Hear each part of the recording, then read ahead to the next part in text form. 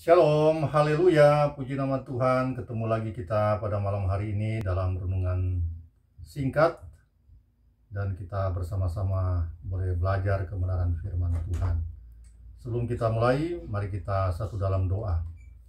Segala puji dan syukur, terima kasih Tuhan untuk berkat-Mu, oleh karena kasih dan kemurahan anugerah-Mu sajalah, sehingga kami boleh ada pada malam hari ini, kan boleh bersama-sama merenungkan firman Tuhan. Ya Tuhan, Engkau tolong kiranya jamah mulut lidah kami, hati pikiran kami untuk dapat, oh Tuhan, mengungkapkan rahasia firman-Mu, dan Engkau tolong sehingga kami boleh bersama-sama mengerti, memahami, dan kami diberikan kekuatan, kemampuan untuk melakukan kebenaran firman-Mu dalam kehidupan kami sehari-hari. Terpujilah Engkau kekal selama-lamanya. Dalam nama Tuhan Yesus Kristus kami berdoa, haleluya, amin.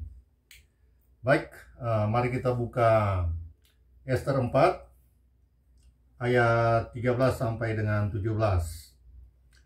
Ester 4 ayat 13 sampai dengan 17. Maka Mordekai menyuruh menyampaikan jawab ini kepada Ester, "Jangan kira karena engkau di dalam istana raja hanya engkau yang akan terluput dari antara semua orang Yahudi. Sebab sekalipun engkau pada saat ini berdiam diri saja, bagi orang Yahudi akan timbul juga pertolongan dan kelepasan dari pihak lain. Dan engkau dengan kaum keluargamu akan binasa. Siapa tahu mungkin justru untuk saat yang seperti ini engkau beroleh kedudukan sebagai ratu." Maka Ester menyuruh menyampaikan jawab ini kepada Mordekai, "Pergilah, kumpulkanlah semua orang Yahudi yang terdapat di Susan dan berpuasalah untuk aku. Janganlah makan dan janganlah minum 3 hari lamanya, baik waktu malam, baik waktu siang. Aku serta dayang-dayangku pun akan berpuasa demikian. Dan kemudian aku akan masuk menghadap raja. Sungguh pun berlawanan dengan undang-undang. Kalau terpaksa aku mati, biarlah aku mati." Maka pergilah Mordekai, dan diperbuatnyalah tepat seperti yang dipesankan Ester kepadanya. Demikianlah firman Tuhan. Malam hari ini kita akan belajar tentang doa yang mendatangkan kuasa. Bagaimana caranya kita berdoa dan mendapatkan jawaban atau menurunkan kuasa dari Tuhan. Sebelumnya, mari kita renungkan tentang kata puasa. Puasa adalah bentuk kesungguhan dan penyerahan diri kita kepada Tuhan. Ketika kita berdoa dan memohon kepada Tuhan, dalam firman Tuhan ini yang kita baca tadi, ketika bangsa Israel sedang dalam keadaan situasi yang terancam nyawa mereka, bukan hanya untuk seseorang tapi untuk seluruh bangsa Israel. Ketika itu mereka bersepakat melalui Ester katakan, "Berpuasalah untuk aku." Puasa di sini di dalam firman Tuhan dikatakan mereka tidak makan dan minum. Kalau kita baca lagi di Yoel 1 ayat 14 dan Daniel 9 ayat 3, Nehemia 1 ayat 4, dan Matius 4 ayat 1 sampai dengan 11. Di situ dijelaskan tentang dalam keadaan situasi terjepit, dalam keadaan situasi sukar, dalam keadaan situasi susah, terancam, dan lain-lain. Di firman Tuhan dikatakan untuk menyuruh bangsa Israel untuk datang menghadap Tuhan dengan penuh kesungguhan hati, yaitu mereka harus bersama-sama berpuasa dengan tidak makan dan tidak minum. Yang dimaksud dengan puasa di Matius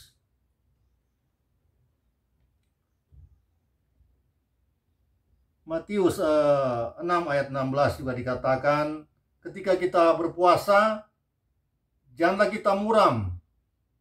kita harus menunjukkan bahwa kita saat itu tidak sedang berpuasa. Kita harus menunjukkan bahwa situasi keadaan itu seketika kita berdoa, itu hanya hubungan kita dengan Tuhan. Tidak perlu kita tunjukkan kepada manusia tentang kesusahan hati kita, masalah persoalan yang kita hadapi. Jadi di Galatia 5 ayat 19 sampai 21, di situ lebih dalam lagi diartikan tentang puasa. Puasa yang paling utama dan paling penting yang Tuhan katakan di dalam firman Tuhan ini, yaitu bahwa untuk kita menunjukkan kesungguhan hati kita untuk berpuasa, untuk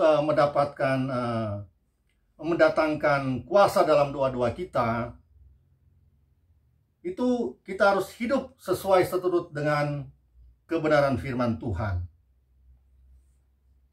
Di Galatia 5 ayat 19, di situ dikatakan tentang perbuatan daging. Jadi ketika kita diperintahkan untuk berpuasa, untuk tidak makan, tidak minum, bukan hanya cukup sampai di situ yang Tuhan mau. Tuhan mau juga kita ketika kita mengikut Tuhan, ketika kita berdoa, memanjatkan doa permintaan kepadanya, dan agar doa itu juga mendatangkan suatu kuasa dari Tuhan. Tuhan maunya kita berpuasa dalam hati kita, bukan hanya masalah makan dan minum juga, tapi kita berpuasa untuk mengalahkan atau menyingkirkan segala perbuatan-perbuatan daging dalam hati dan pikiran kita. Dan ketika kita berdoa mengikut Tuhan, Tuhan mau kita hidup sesuai dengan bimbingan roh Tuhan, yaitu melalui buah-buah roh, yaitu kasih, sukacita, damai sejahtera, kesabaran, kemurahan, kebaikan, kesetiaan, kelemah lembutan, dan penguasaan diri. Jadi pada malam hari ini kita belajar bersama-sama bagaimana caranya doa yang mendatangkan kuasa dari Tuhan, doa yang mendapatkan jawaban dari Tuhan. Pertama, kita harus benar-benar sungguh-sungguh menghadap Tuhan.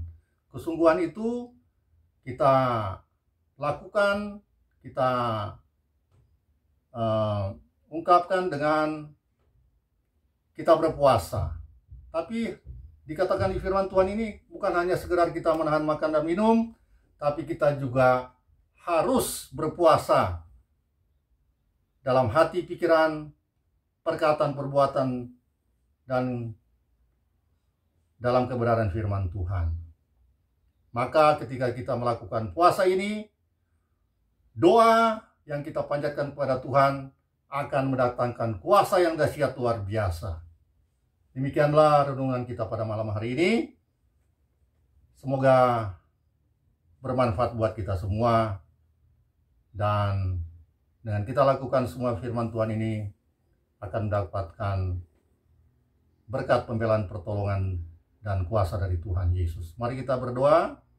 Segala puji dan syukur dan terima kasih ya Tuhan untuk berkat-Mu pada malam hari ini. Kami boleh bersama-sama merenungkan firman Tuhan. Dan tolong Tuhan mampukan kami untuk kami benar-benar hidup sesuai firman kehendak-Mu.